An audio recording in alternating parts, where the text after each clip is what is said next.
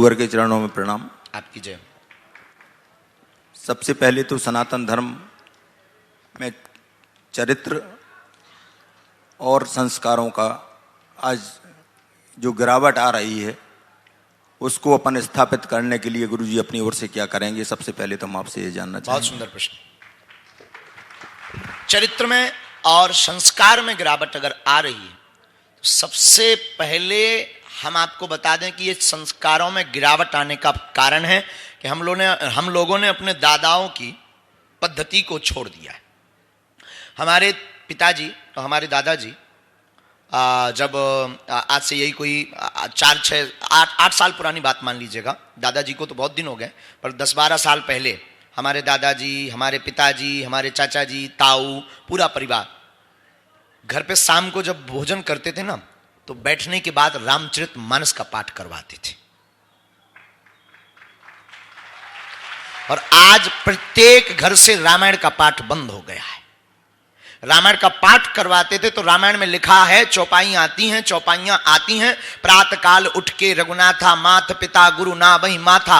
राम जी प्रातः काल उठ करके माता पिता गुरु को प्रणाम करते हैं। जब हमारे चाचा लोग, ताऊ लोग और हमारी माँ जब हमसे रामायण पढ़वाती थी, हम पढ़ते थे तो फिर रामायण को पढ़ने के बाद माँ हमको बाद में कहती, हमारी माँ पढ़ी लिखी नहीं है पर रामायण पढ़वाती थी माँ हमसे कहती थी, बेटा देखो राम जी प्रातः काल उठ करके माता पिता और गुरु को प्रणाम करते हैं। उस दिन के बाद हमने भी प्रारंभ कर दिया था। जिस दिन भारत में ये पुनः पद्धति रामचरितमानस की पढ़ने की, बच्चों को पढ़ाने की, गीता और रामायण, केवल एक ग्रंथ रामायण, बहुत भटकिए मत, केवल एक ग्रंथ रामायण आप छोटे बच्चों को पढ़ाना प्रारंभ कर दीजिए और अपने घर में रोज 5 दोहा पढ़वाइए और उनके अनुसार बच्चों का आचरण प्रारंभ करवा दीजिए। आपके संस्कार और संस्कृति दोनों सुरक्षित हो जाएगी। गुरुजी एक निवेदन और है कि आज जो घर के अंदर थे वो घर के बाहर आ गए हैं, जो घर के बाहर थे वो अंदर आ गए हैं। जैसे ये कुत्ते आज घर के अंदर पाले जा रहे हैं, गाय बाहर हो गई है। माँ बाप को जिन्हें हम भगवान मानते हैं, जिनकी हम पूजा करते थे, आज वो अनाथालय में, कहीं वृद्धाश्रमों में जाकर के रहने के मजबूर हो गए।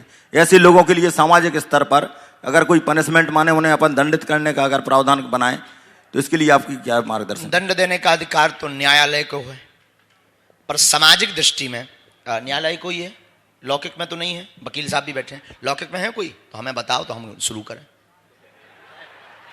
माइक लीजिए ना, हाँ माइक लीजिए।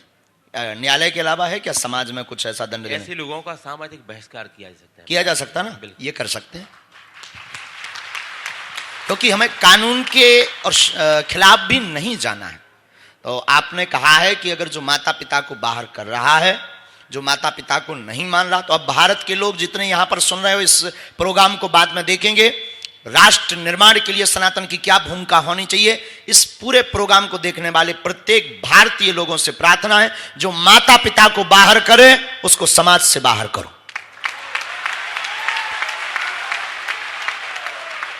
और ये हमने नहीं बताया, वकील साहब ने बताया,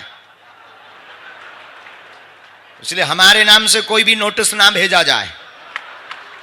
और वकील साहब का नाम और नंबर भी लिख लो। अगर तुम्हें ऐसा कुछ लगता है तो इनको छोड़ा भी ना जाए, ये निपट लेंगे, क्योंकि ये कोर्ट में पेश ही करेंगे, हम कहां फदाल में फंसेंगे।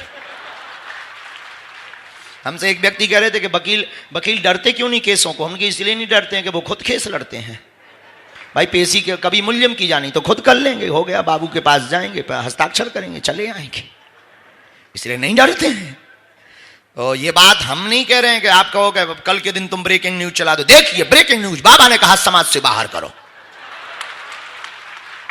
आपत हो जेबी, हम तो मारे जेबी 1.5 हड्डी के आदमी, मारे जाएंगे, इसलिए इसमें हमारा कोई हाथ नहीं है।